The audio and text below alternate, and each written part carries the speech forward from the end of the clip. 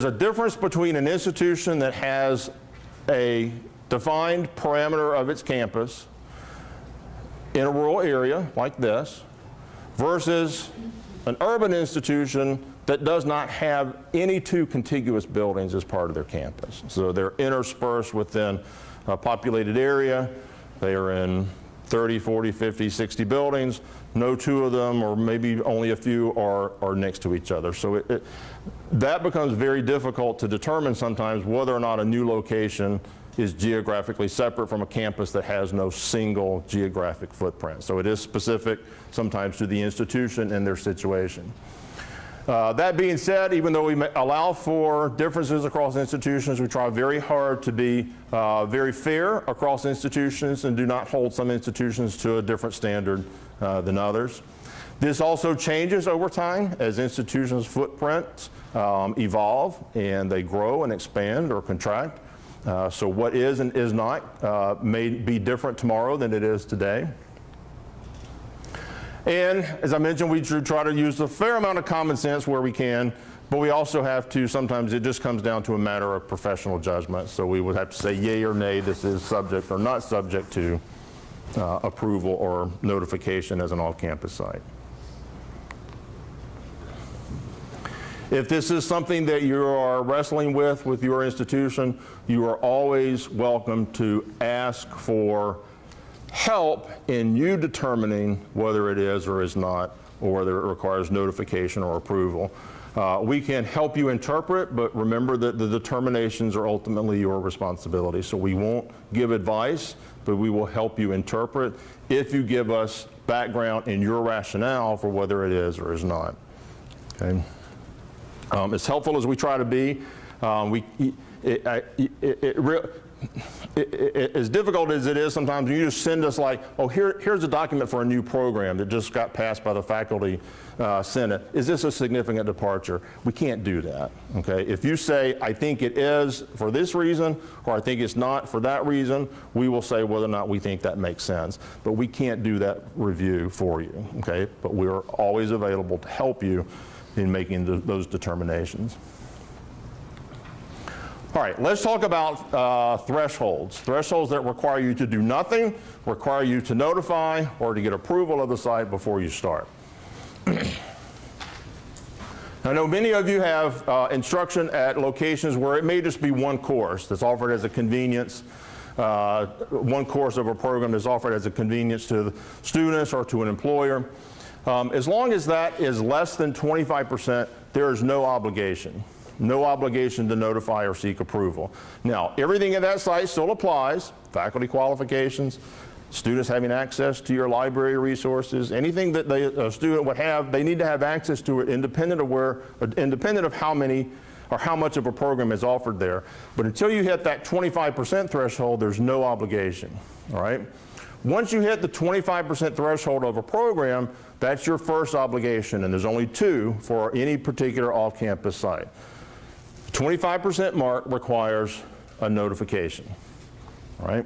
I'll go over very briefly in a moment in the next slide what you need to tell us about any site that reaches 25% of a program. Now, you may be asking what constitutes a program. Is anything that your institution awards a credential for. So it can be a degree, a certificate, a diploma. If you're awarding a credential and the student can earn 25% or more, then you have an obligation. Also remember that you can hit the thresholds in one of two ways: increasing what you're offering at a site or decreasing the number of hours required for a student to earn a credential. So you may offer a group of courses that are not 25 or 50% of a degree, but if you unbundle those degrees and what most of you are calling, I believe, stackable credentials, so your instruction may remain constant, but if you've unbundled a program and now it has component parts, if a student could earn 25 or 50% of those, then the site would then require notification or approval, okay? Even though the instruction level may stay the same, okay? Or both, all right? So you can move along from 25% up to 50%. You don't have to do anything else if you begin to offer more programs at a site. As long as the additional programs, number one, are approved, and number two, don't constitute over half of a program. Right? You are free to add and subtract programs at a site without additional notification or approval, as long as you're within these boundaries or the thresholds. Once you reach 50%, then you have your second of only two obligations for a site as it relates to the commission, and that would be approval.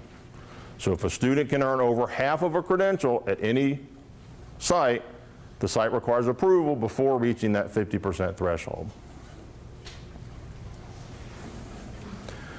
Now, sometimes the question is, well, they're going to hit that threshold when they finish their second semester. Do I need to have it approved before the semester begins, or do I need to have it approved before we actually award the credit?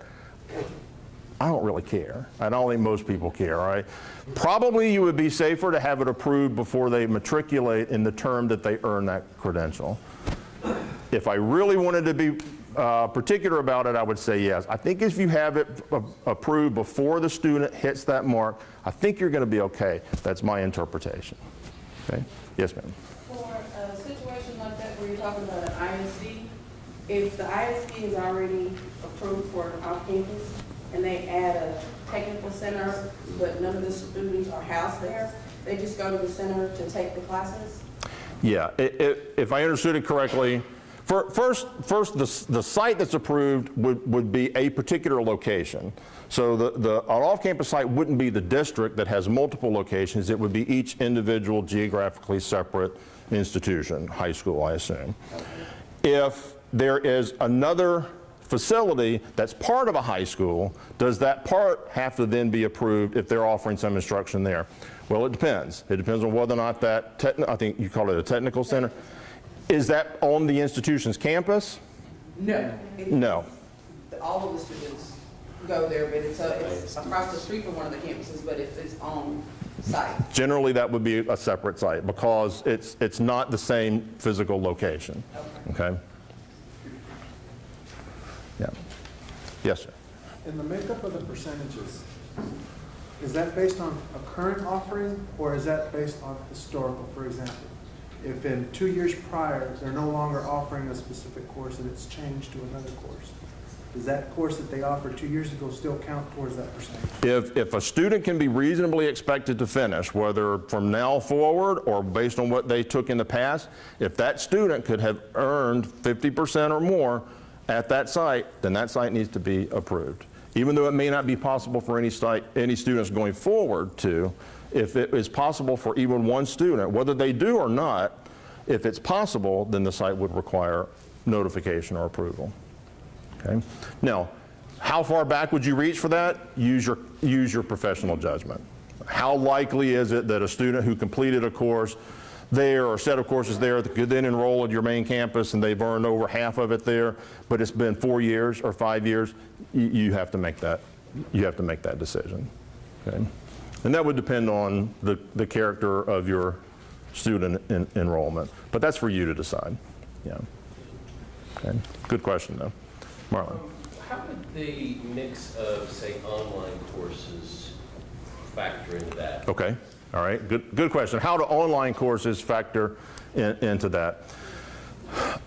Generally, online courses are online courses, so they're location non-determinate or non-specific, all right? You can do it anywhere, anytime, it doesn't really matter. However, if you have a student enrolled, and this may be particularly the case for dual enrollment, they're online courses, but they're required to go to a location at the school to receive instruction or to work with a tutor or to complete the exams or any other type of assessment. If the students are required to be there, it's an off-campus instructional site, even if the instruction is delivered through an online platform. Okay. Okay. And that would apply for high school. We have it very common for some graduate level, particularly in some of the professions, business, education, where they do a certificate program. all of the instruction is delivered online, but the students must, as a part of the course, they must get together at that location to receive tutoring or to do so. Then if the students have to be at a specific location designated, then the site is subject to notification or approval. Okay, all right, Kim. Is that for a percentage of time for that course? Say it's a 48-hour course, they're only required to be there the first morning for 4 hours. Okay, yeah. The question, see how we're parsing this into, yeah, I know and the question is, let's say it's an online course, but they have to be there for the first meeting and maybe one or two others, and then I would say you, again, use your professional judgment. You decide, is this an online course or is it not? And I would, if I were doing it, I would say if the student has to be physically present for, let's say, a third of the contact hours, if it's a course where you measure completion in contact hours, then I would consider that a face-to-face course. As long as you decide what it is for your institution and you do that consistently and you can demonstrate it, I don't think that would be an issue. Yeah, yeah. Yeah, I had that issue when I had graduate courses, and we just had no space. We were out of room. So even on Saturdays and Sundays, I had nowhere to put graduate level MBA classes. So we offered 3 classes that met on the same day and the same time, on a Sunday. But the students had to be there only every 3rd week. So only 5 times in a semester did they actually get together. So was that an online course or was it a face-to-face course? And we called it an online course because we thought the 5 times face-to-face for a few hours was a minority of it, so we just, we'll consider that to be face-to-face. Okay? But you decide. Like everything, decide and document. Okay? Make sure you have a good rationale for what you're doing, document what you're doing. If anybody challenges it, then you say, here's what we did, here's why we did it, here's who reviewed it, here's when they made the decision, this is when it was done. You probably will never have to do that, but if you do, that's probably just a good practice as a liaison. Okay?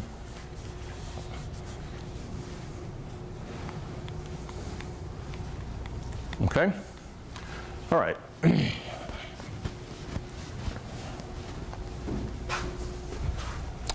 Oh, Windows wants us to upgrade. Can I just hit, no? Okay. Well, yeah, let's not. All right. Just again, the thresholds for notification and approval are 25 and 50%. Also remember, once a site is approved, it never really becomes unapproved. All right, let's say it drops below 50%. Do you have to let us know that now it's, no, it's approved, it's approved. All right, the only time you would need to contact us again is if you closed it. And then we just want to make sure, did the students have an reasonable opportunity to complete without disruption or additional cost? Okay. Also, once it's approved, you can add any other program that your institution offers at that. It doesn't require you to let us know. We don't track what you're teaching at a site. The only time we look at what you're teaching at a site is in the context of when it's being approved. Okay? So if you're starting a site with one new program, fine, get it approved. Then you can add anything else there. It doesn't require any vetting. Okay? So once the site's approved, the site's approved. Okay? Also remember that acceptance of notification is not the same thing as approval. Notification is only in that 25 to 49% window, and approval is if and only if it reaches 50%. And the only reason I say this is because sometimes we think, oh, this site, I've already gotten a response, there's nothing else I have to do. Well, it is if you only had a acceptance of notification, and then you go over the 50%. These same thresholds apply for distance learning, right? If your institution is approved for distance learning, you only do that once, okay? Once you're approved for distance learning, you're approved for distance learning, just like for an off-campus, a particular off-campus site. Okay. All right, if you have to let us know about an off-campus site, it's just a letter of notification. And remember I said if for a notification, if that's all it turns out to be, your obligations are fulfilled when you send that in. We just need to know where you are, where your institution is delivering instruction. So a site name, call it whatever you want, just don't call it a branch unless it really is a branch campus, and there are specific criteria for that. We need to know where it is, physically where it is, so not a post office box. When you're implementing, which can be just, it can be fall or spring. You don't have to give us a specific date. And the percentage of the program or programs to be initially offered at the site, and that's it, okay? And again, we add that to a database. If any of you are getting ready for 5th year, anybody coming up on 5th year review, coming up real soon? Okay, you probably, if you haven't already, you may get correspondence from Commission Support or from Substantive Change that says, you've had new off-campus sites approved in the last 5 years, so those sites will have to be visited as part of your 5th year. To make sure that the record is complete, that we know the full population of sites that may be included or sampled from for a visit, we've started a new process where we contact you to see if there is anything that we need to resolve in our records, just to make sure that you're not offering instruction somewhere that we don't know about, or you had instruction at a site and stopped, but didn't close the site. And then, of course, you wouldn't want to schedule a team visit to visit a site that has no students. Okay, Marlon. Would we have access to the sites that we're approved for? Yep. Eventually, hopefully sooner rather than later, you'll be able to do that online. Right now, you can just send an email to my office, and I have one person that just manages off-campus instructional sites. That's about 80% of her job. So if you send me an email, I'll route that to her, and she'll just run a report. It is everything, open, closed, everything that's in the record. Okay. Okay. We currently have about 83 and 8,400 off-campus instructional sites in our records. About half of those are open. Okay. Institutions open and close off-campus instructional sites very, very frequently, okay? Which is why we have one person, at least 3/4 time, is just managing off-campus instructional sites. All right, so the notifications are easy. This is in a one-page letter, where you are, when you're going to be there, what you're going to do there. That's all we need to know. If it's a approval for 50% or more, you have the privilege of writing a prospectus. Okay? Writing the prospectus is a lot more straightforward than it may appear when you start reading through the substantive change policy. There's an appendix to the policy that lays out the process and the content of a prospectus. It's an outline. You can use that as a template. Put those sections, the items in each section, in a Word document, answer the questions, and send it in, and you'll be fine. Okay? If you answer everything, did anybody attend the How to Write a Prospectus webinar? Couple, 3, 4? Okay.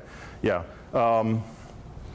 Most of it's in black and white, but not all of it. Okay? And so if you'll pop into a webinar, we'll tell you the true prospectus story. So, process, content,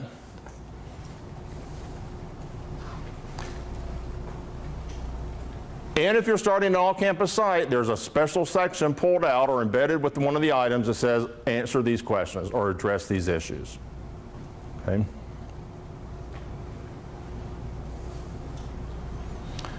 My suggestion would be to answer every question that you see in the prospectus outline.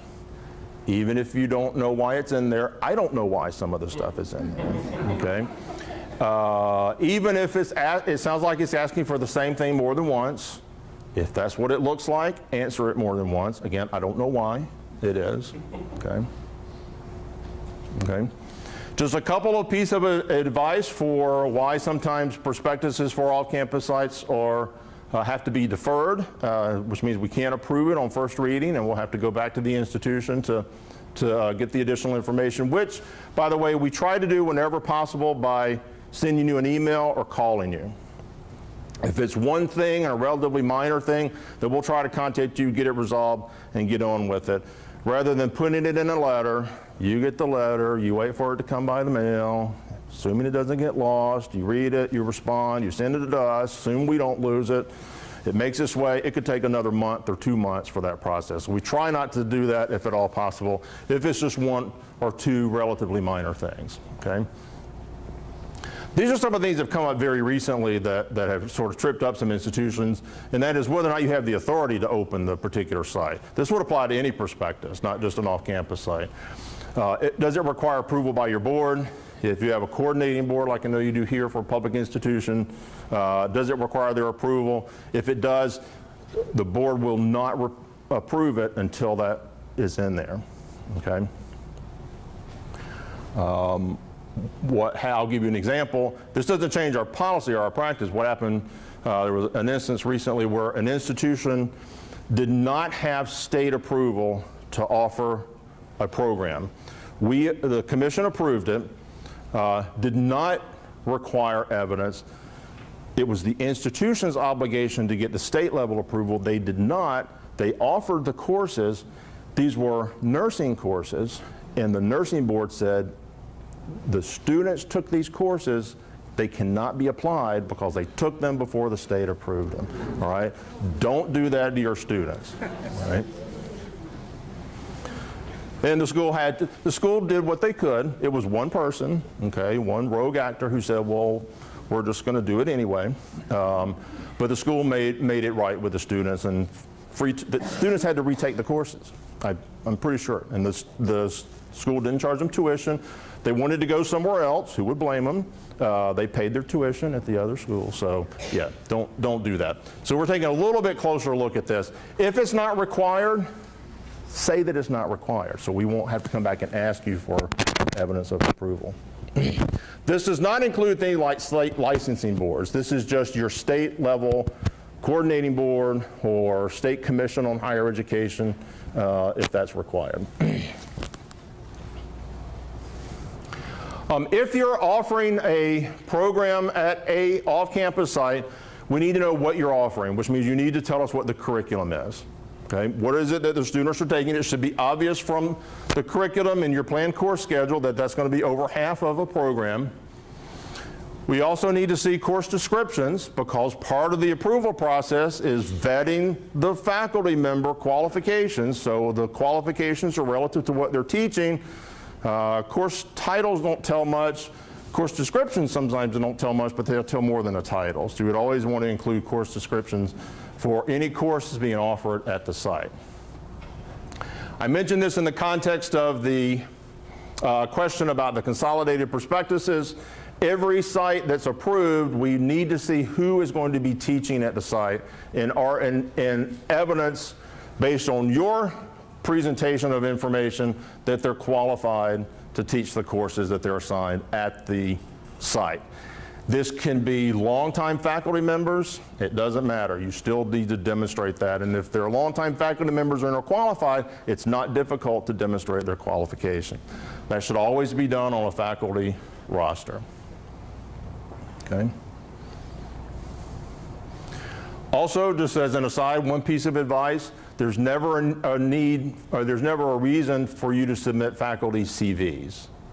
All of the information to demonstrate qualifications should be on the faculty roster, which gives you a platform for demonstrating qualifications. Okay? A CV is data only. It doesn't demonstrate qualification for what they're going to be doing. Another thing to keep in mind for our site is we need to see evidence that the students have adequate library and learning resources, particularly access to the library and learning resources. For most of you, that's a non-issue because everything is available, or most things are available in Varia to where the students are located, but you just need to describe that. And also how the students learn, what information is available, and what resources are available to help them learn how to access that information, including access to faculty librarians.